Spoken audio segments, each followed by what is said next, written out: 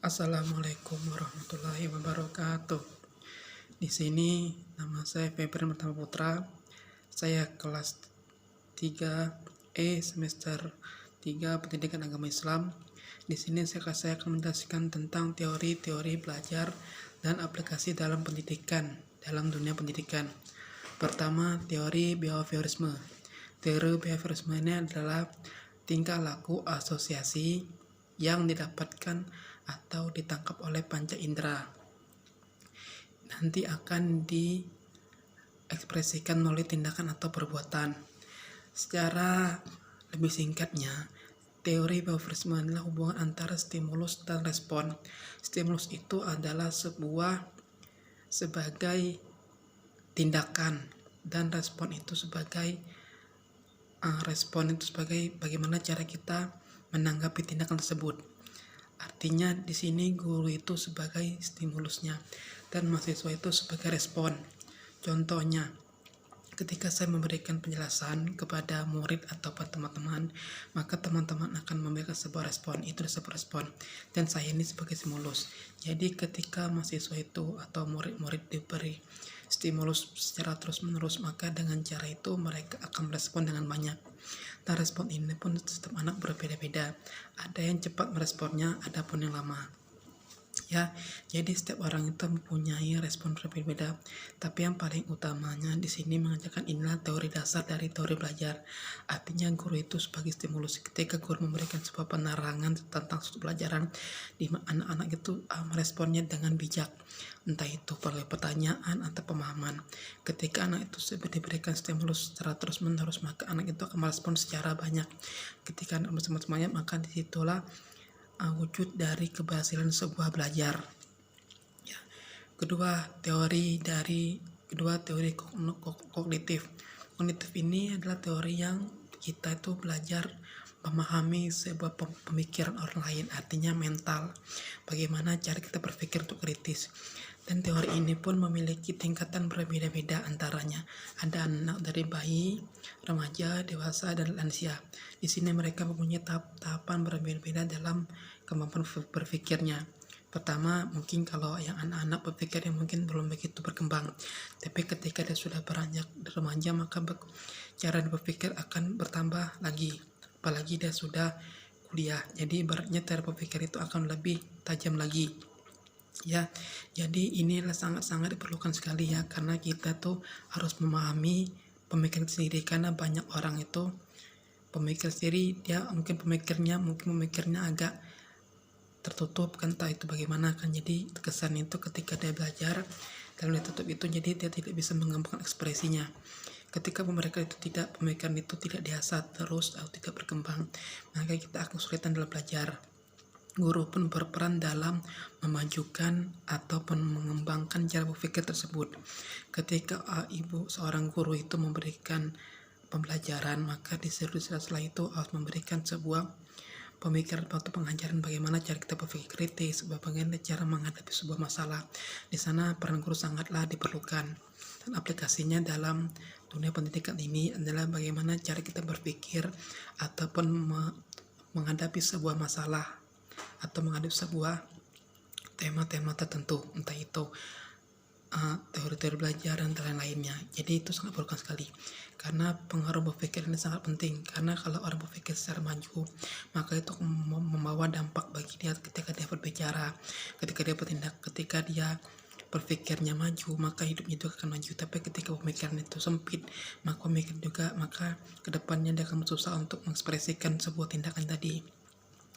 Ketiga, terakhir ada teori humanistik. Humanistik adalah teori bagaimana cara kita mempelajari sifat dan perasaan orang lain. Artinya kita mempelajari perasaannya, karena setiap anak itu dalam belajar itu berbeda-beda tingkatannya.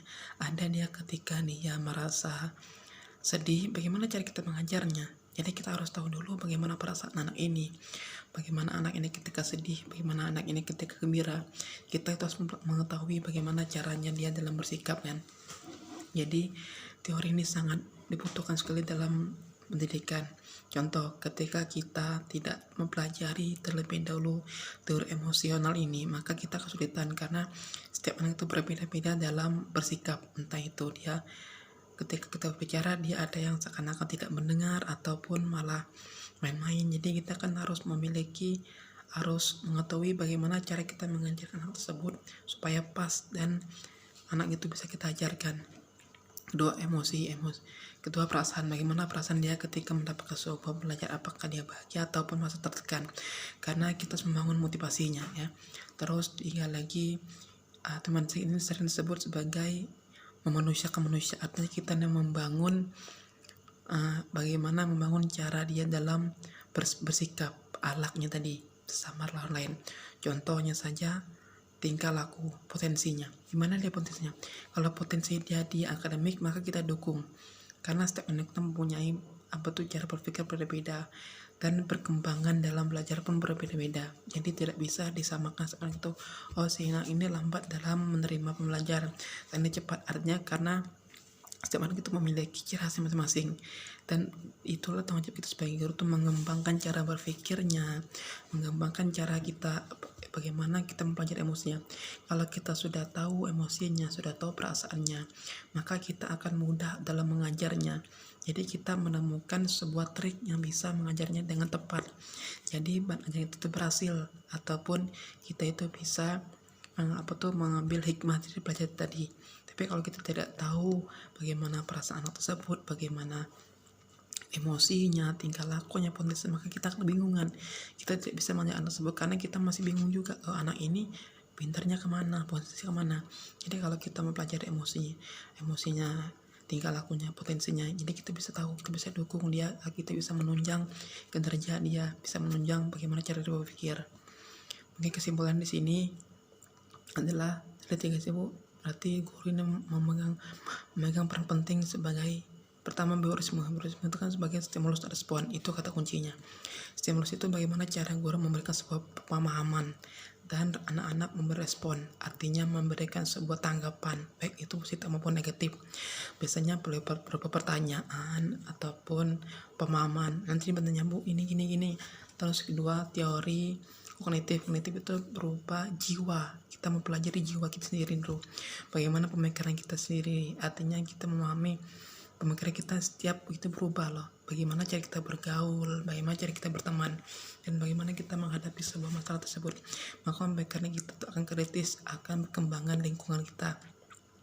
Lingkungan itu sangat bergantung sekali kepada bagaimana cara kita bergaul dengan teman-teman sebaik kita. Kalau kita bergaul teman-teman dengan orang-orang yang suka berpikir, artinya suka belajar, maka secara tidak langsung kita itu akan menggunakan otak kita untuk berpikir secara kritis juga.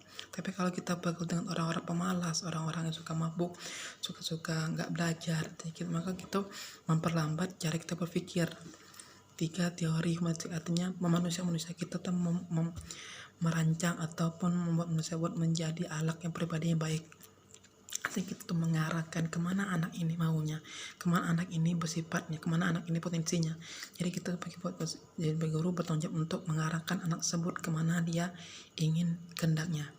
Mungkin itu saja penjelasan tentang teori-teori belajar dan aplikasi dalam pendidikan. Apabila ada salah-salah kata dalam pemahaman, saya mohon maaf.